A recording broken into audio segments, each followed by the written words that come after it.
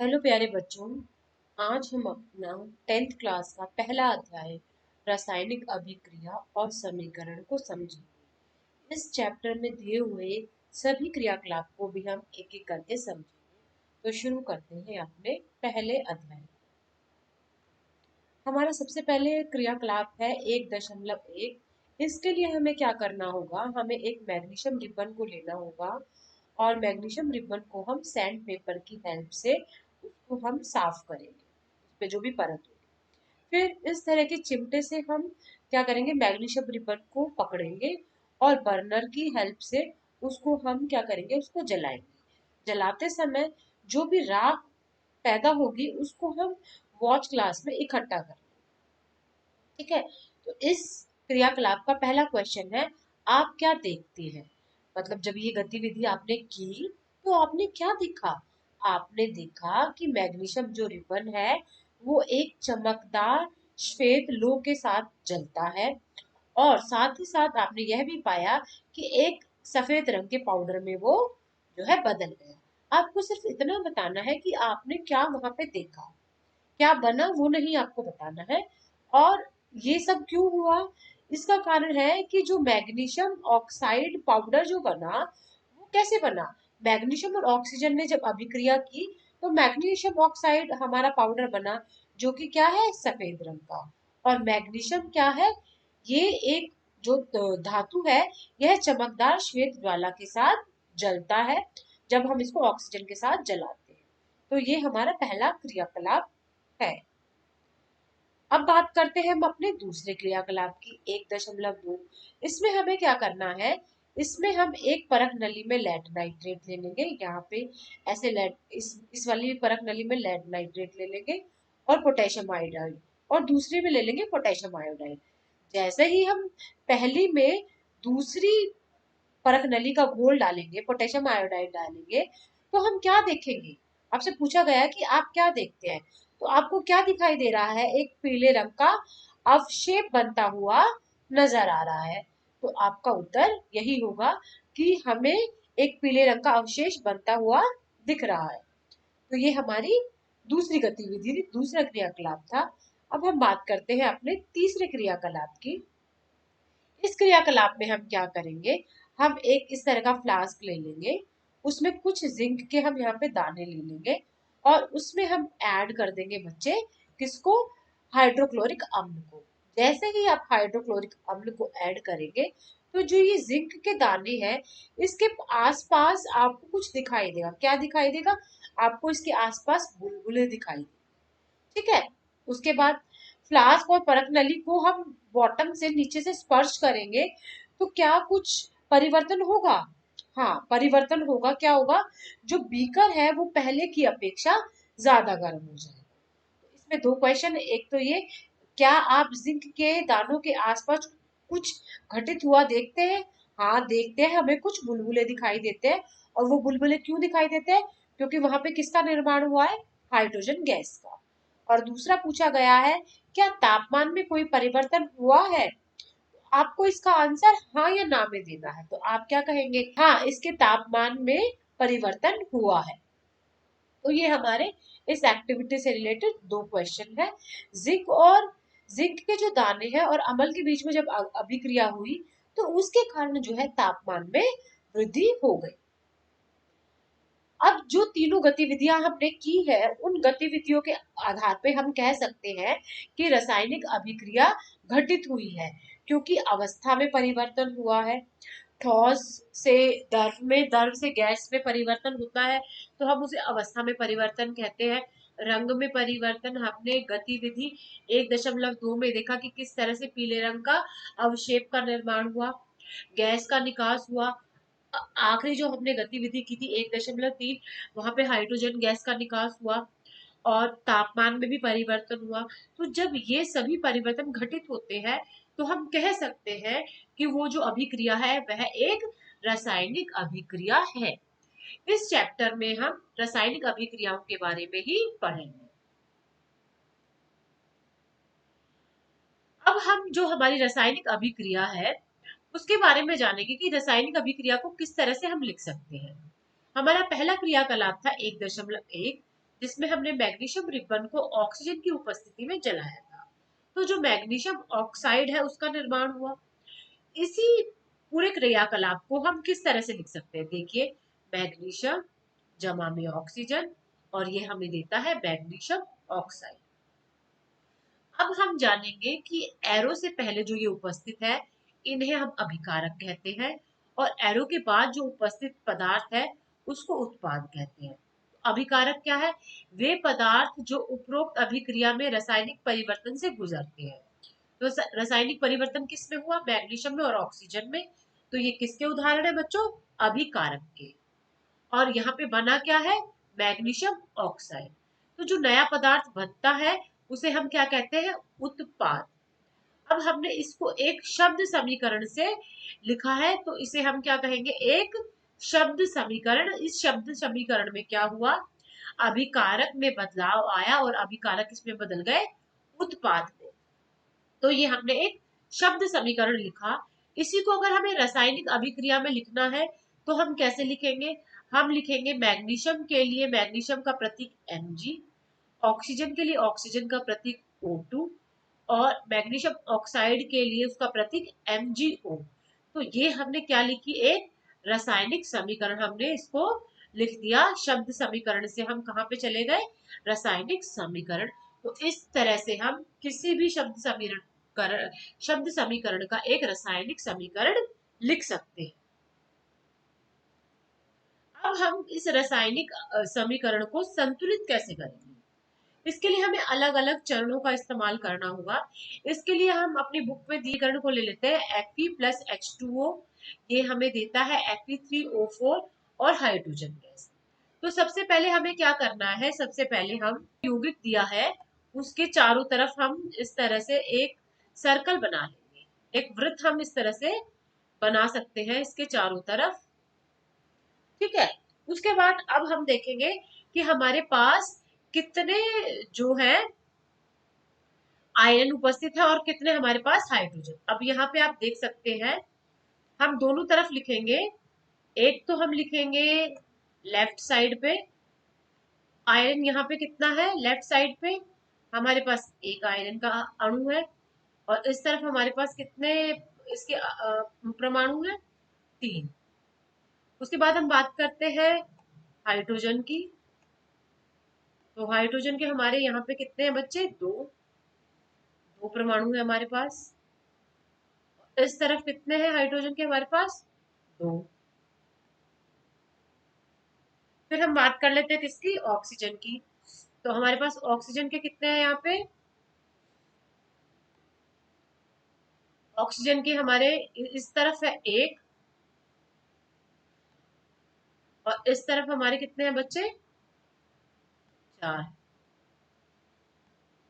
तो जब दोनों तरफ के परमाणु समान हो जाएंगे तो उस अभिक्रिया को हम क्या कहेंगे? संतुलित अभिक्रिया। तो अब हम अपने अगले चरण में इनको संतुलित करने का प्रयास करेंगे। तो अब हमें इनको संतुलित करना है।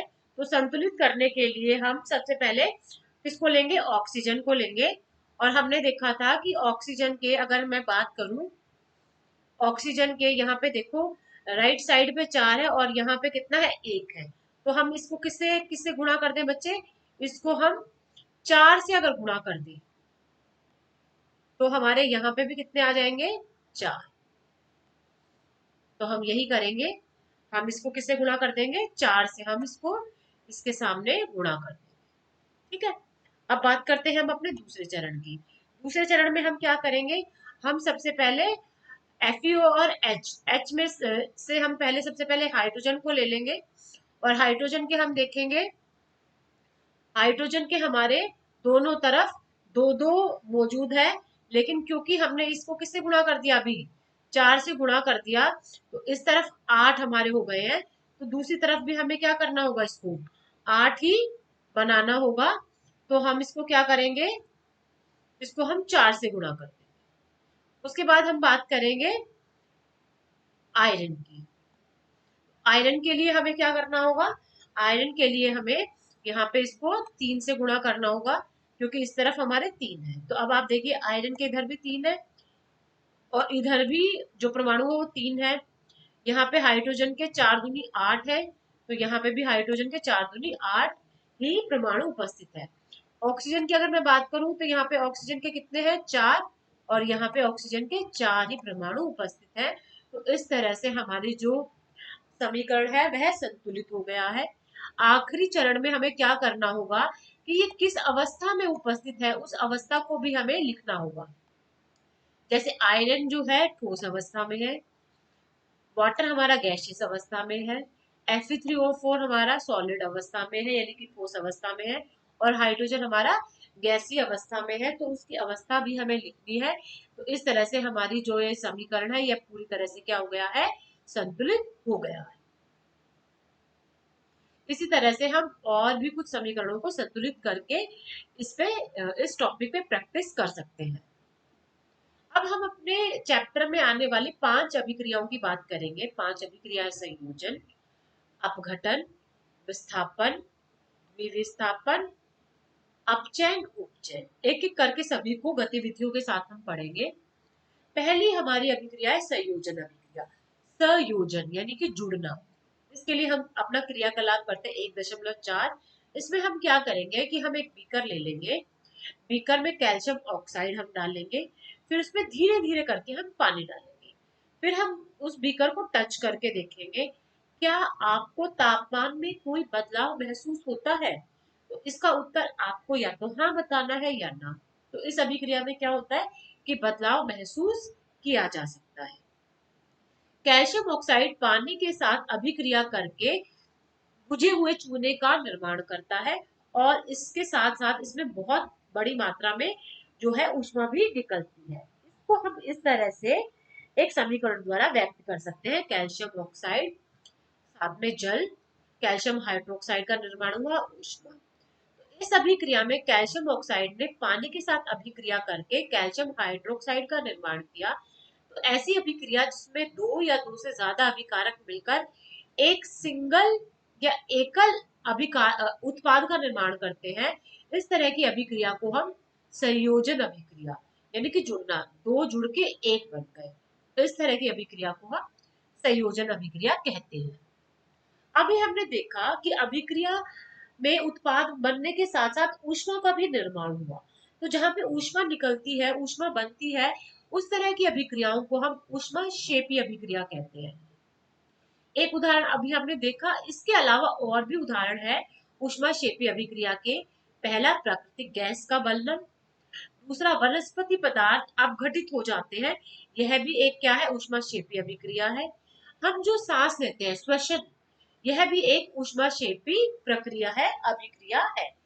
इस तरह से आपसे कुछ और भी एग्जाम्पल ऊष्माक्षेपी अभिक्रिया के पूछे जा सकते हैं।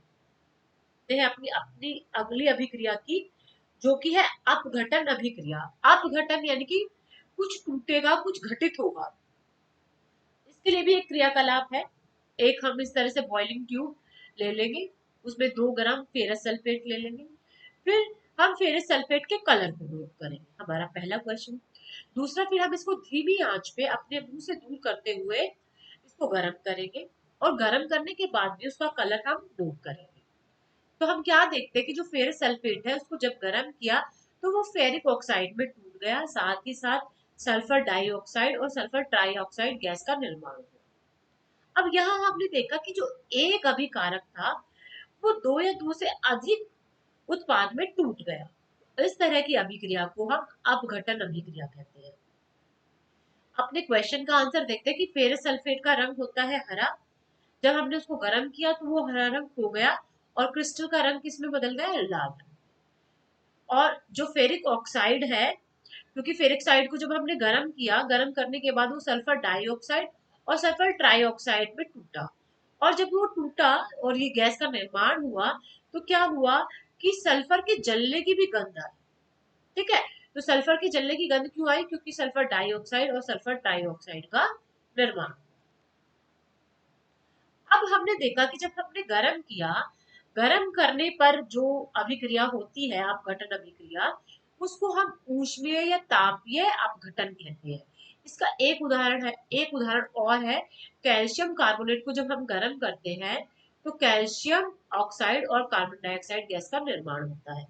इससे ही रिलेटेड हमारी एक और एक्टिविटी है, एक और क्रियाकलाप है 1.6। इसमें भी हम क्या करेंगे, एक बॉइलिंग ट्यूब लेंगे, उसमें 2 ग्राम हम लेड नाइट्रेट का पाउडर ले लेंगे, उसको चिमटे की हेल्प से पकड़ के गर्म करेंगे। तो इसमें तीसरा क्वेश्चन दिया हुआ है, आप क्या देखते हैं, यदि कोई परिवर्तन हो तो उसे नोट करें। तो हमने क्या देखा, जैसे ही गर्म किया तो उसमें क्या हुआ, भूरे रंग का एक धुआं निकलता हुआ हमें दिखाई दिया। क्यों दिखाई दिया, क्योंकि जब हमने इसको गर्म किया तो नाइट्रोजन डाइऑक्साइड गैस का निर्माण हुआ और इसी वजह से हमें ये भूरे रंग का धुआं दिखाई दिया। तो हम जब लेड नाइट्रेट को गर्म करते हैं तो हमें लेड ऑक्साइड, नाइट्रोजन डाइऑक्साइड और ऑक्सीजन गैस प्राप्त होती है। और यह किसका उदाहरण है, एक तापीय अपघटन का उदाहरण है। हमारा दूसरा अपघटन का प्रकार है विद्युत अपघटन। विद्युत की हेल्प से हम अपघटन करेंगे। इसके लिए हमारा सबसे इम्पोर्टेंट क्रियाकलाप दिया है 1.7।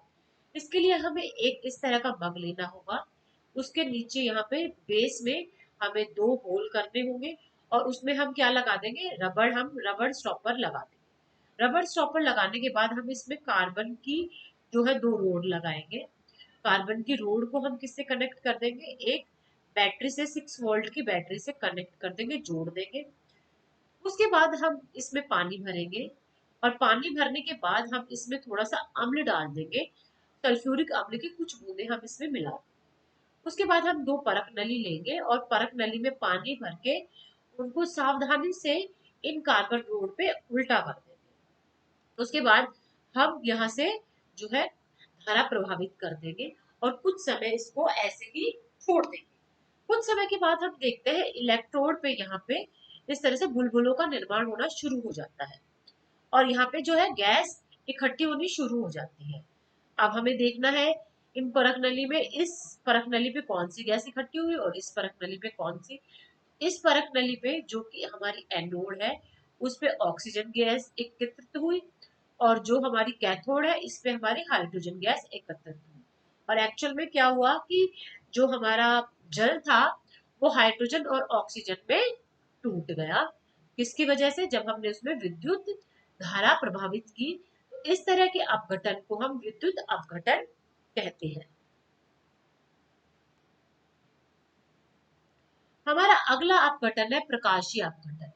यहाँ पे हम प्रकाश की हेल्प से, प्रकाश की मदद से अपघटन करेंगे। तो उसके लिए हम इस तरह की एक व्हाइट कलर की चाइना डिश लेंगे, इसमें हम सिल्वर क्लोराइड का रंग हमें नोट करना है। तो सिल्वर क्लोराइड का कलर होता है बच्चों सफेद।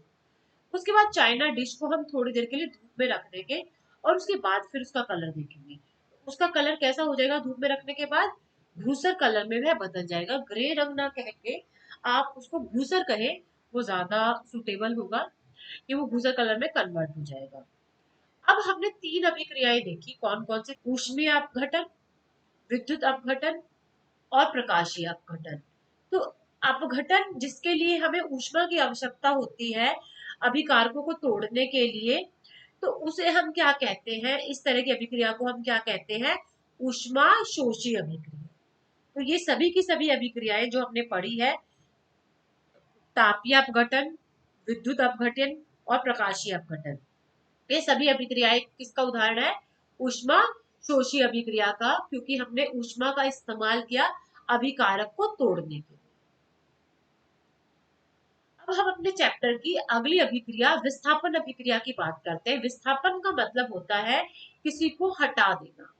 कोई ताकतवर ही कमजोर को हटा सकता है। तो इसके लिए सबसे पहले हम क्रियाकलाप करते हैं 1.9। इसमें हमें लोहे की 3 कील लेनी है, उनको साफ करना है सैंड पेपर से और हम 2 परख नली ले लेंगे। ठीक है, परख नली लेंगे और उसमें 10 ml कॉपर सल्फेट का घोल डाल देंगे और कॉपर सल्फेट का घोल डालने के बाद उसमें हम कील डाल देंगे और कील को डालने के बाद थोड़ा टाइम के लिए हम उसको रख के छोड़ देंगे और फिर हम देखेंगे कि पहले कॉपर सल्फेट का कलर कैसा था और बाद में कैसा हुआ। ऐसा क्यों हुआ, क्योंकि जो हमारा आयरन था, लोहे की जो कील थी, उसने कॉपर सल्फेट से जब अभिक्रिया की तो यहाँ पे ये क्या बन गया, फेरस सल्फेट। और फेरस सल्फेट का रंग कैसा दिखाई दे रहा है आपको, हरे रंग का। और जो हमारा कॉपर था वो किसके ऊपर चला जाएगा, लोहे की कील के ऊपर, तो आप देखोगे यहाँ पे और यहाँ पे इसका कलर में क्या है, कील के कलर में भी डिफरेंस आपको दिखाई दे रहा होगा। तो इस तरह की अभिक्रिया जिसमें लोहे ने कॉपर सल्फेट के विलयन में से कॉपर को विस्थापित कर दिया या हटा दिया, उस अभिक्रिया को हमने कहा विस्थापन अभिक्रिया। तो विस्थापन अभिक्रिया में क्या होता है, अधिक जो शक्तिशाली है, अधिक अभिक्रियाशील तत्व है, कम अभिक्रियाशील तत्व को उसके विलयन से जो है प्रतिस्थापित कर देता है। अब हम बात करते हैं अपनी चौथी अभिक्रिया की, जो कि है द्विविस्थापन अभिक्रिया। इसके लिए हम करेंगे क्रियाकलाप 1.10। उसमें हम 3 ml सोडियम सल्फेट का घोल लेंगे। दूसरी परख नली में 3 ml ही हम बेरियम क्लोराइड का घोल लेंगे, और जैसे ही हम दोनों को मिलाएंगे तो देखो इस तरह का हमें क्या दिखाई देगा, एक अघुलनशील सफेद पदार्थ दिखाई देगा, और इसे ही हम क्या कहते हैं, इसे हम कहते हैं अवशेप। क्योंकि यहाँ पे अवशेप का निर्माण हुआ है, तो इस तरह की अभिक्रिया को हम क्या कहते हैं, अवशेपण अभिक्रिया। तो यहाँ पे क्या हुआ, सोडियम सल्फेट और बेरियम क्लोराइड ने बेरियम सल्फेट का निर्माण किया और साथ में सोडियम क्लोराइड। ठीक है, तो इस तरह की अभिक्रिया जहाँ पे क्या हुआ, अभिकारकों के बीच में क्या हुआ, आयन का आदान प्रदान हुआ, उसे हम द्विविस्थापन अभिक्रिया कहते हैं। अब हमारी अगली अभिक्रिया है अपचयन उपचयन अभिक्रिया। इसमें क्या होता है, उससे पहले हम एक क्रियाकलाप करते हैं। यहाँ पे हम लेंगे कॉपर और कॉपर को गर्म करेंगे। तो हम देखेंगे कॉपर जो कि भूरे कलर का है, गर्म करने के बाद काले रंग में बदल। यहाँ पे क्या हुआ कि कॉपर हमारा ऑक्साइड बन गया। अब हमने इस कॉपर ऑक्साइड पे क्या किया, हमने हाइड्रोजन गैस को पास किया। तो हाइड्रोजन गैस को पास किया तो दोबारा से हमें क्या मिल गया, कॉपर और वाटर। तो हमें दोबारा से कॉपर प्राप्त हो गया। अब इस अभिक्रिया में हम क्या देखेंगे, आप देखेंगे कि जो ऑक्सीजन कॉपर ऑक्साइड है, उसने ऑक्सीजन को छोड़ दिया, और उस ऑक्सीजन को किसने ग्रहण कर लिया, हाइड्रोजन। और हाइड्रोजन ने ऑक्सीजन को प्राप्त कर लिया। तो हाइड्रोजन ने ऑक्सीजन को प्राप्त किया तो उसका क्या हो गया, ऑक्सीकरण, ऑक्सीकरण हो गया। और इस तरह की अभिक्रिया जहां पे एक ने ऑक्सीजन को छोड़ दिया और एक ने ऑक्सीजन को ले लिया, तो इस तरह की अभिक्रिया को हम क्या क्या कहते हैं, अपचयन उपचयन अभिक्रिया। और हम इसको रिडॉक्स अभिक्रिया भी कहते हैं। क्योंकि इसमें क्या हुआ कि एक को ऑक्सीजन मिली, तो जिसको ऑक्सीजन मिली है वह क्या हो गया, ऑक्सीकृत। तो हमारा जो हाइड्रोजन है वो क्या हो गया, ऑक्सीकृत हो गया। और एक ने ऑक्सीजन को खो दिया। ऑक्सीजन को किसने खो दिया, कॉपर ऑक्साइड में क्या हो गया, वो रिड्यूस हो गया, क्योंकि उसके पास ऑक्सीजन कम हो गई। तो इस तरह की अभिक्रिया को हम अपचयन उपचयन अभिक्रिया कहते हैं। अब हमारे दैनिक जीवन में ऑक्सीकरण के क्या प्रभाव है उसको हम देख लेते हैं कि ऑक्सीजन जिनके साथ जुड़ती है। पहला है जंग लगना। लोहे की जो वस्तुएं आप देखते हो, जो हम खरीद के लाती है तो बड़ी चमकदार होती है, लेकिन कुछ समय के बाद उनपे लाल भूरे रंग का एक पाउडर आ जाता है, और इस अभिक्रिया को हम क्या कहते हैं, जंग लगना कहते हैं। इसकी वजह से जो है कार जो है, ब्रिज जो है, बहुत सारी चीजें जो है, जहाज है, खराब हो जाते हैं, और बहुत ज्यादा नुकसान इसका होता है। इस टॉपिक को हम थर्ड चैप्टर में अच्छे से पढ़ेंगे। अभी हमें सिर्फ इतना ही पढ़ना है। दूसरा टॉपिक हमारा विकृत गंधिता, जो कि नया टॉपिक है। यहाँ पे क्या होता है, जो वसा और तेल युक्त जो भोजन है वो ऑक्सीकृत हो जाते हैं। क्यों, क्योंकि उनकी गंध बदल जाती है, उनका स्वाद बदल जाता है, वो खाने योग्य नहीं रहते, क्योंकि उनका ऑक्सीकरण हो जाता है। अब हम किस तरह से उस ऑक्सीकरण को रोक सकते हैं, उनको हमें रोकने के लिए क्या करना होगा कि हमें उनको एयर टाइट कंटेनर में रखना होगा, ताकि जो उनकी ऑक्सीकरण की प्रोसेस है, ऑक्सीकरण की जो अभिक्रिया है, वह धीमी हो जाए। तो इस तरह से ये हमारा चैप्टर जो है कंप्लीट हो गया। इस चैप्टर में हमने बहुत सारे क्रियाकलापों को किया, साथ में हमने 5 तरह की अभिक्रियाओं के बारे में पढ़ा, और दैनिक जीवन में ऑक्सीकरण के प्रभाव को भी पढ़ा। तो उम्मीद करती हूँ कि आपको ये चैप्टर समझ में आया होगा। इस चैप्टर की सभी गतिविधियां, उसके उत्तर, और साथ ही साथ इस चैप्टर के जो क्वेश्चन आंसर है उनका लिंक आपको डिस्क्रिप्शन में मिल जाएगा। तो चैप्टर देखने और सुनने के लिए धन्यवाद।